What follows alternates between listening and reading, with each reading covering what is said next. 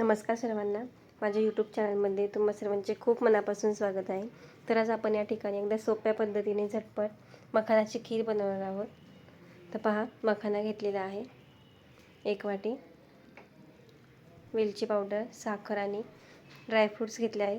तर मखाना मी कढईमध्ये थोडंसं तूप टाकून भाजून घ्यायचे, तर हलकेसे डाग येईपर्यंत। पहा, हलकेसे भाजले की आपण ते काढून घेऊयात।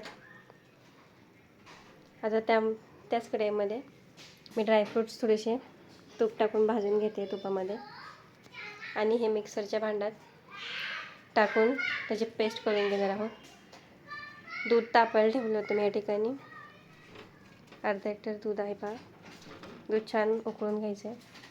त्या पद्धतीने पेस्ट झाली आहे पहा बारीक। आता त्या दुधामध्ये टाकून देऊया आपण पेस्ट। पहा, छान असं जाडसरपणा देखील आलेला आहे। आता यामध्ये वेलचीची पूड टाकते मी, 1/2 टेबलस्पून। मिक्स करून घेऊया त्याला, आणि यामध्ये साखर घालायची चवीप्रमाणे, आणि थोडासा मखाना असा अख्खा ठेवला होता तो देखील यामध्ये घालून घेतलेला आहे। आता यामध्ये ड्रायफ्रूट्स आणि केसर घालते थोडंसं। पहा, आपली खीर अगदी रेडी झालेली आहे खाण्यासाठी। मला डिशमध्ये सर्व करून दाखवते।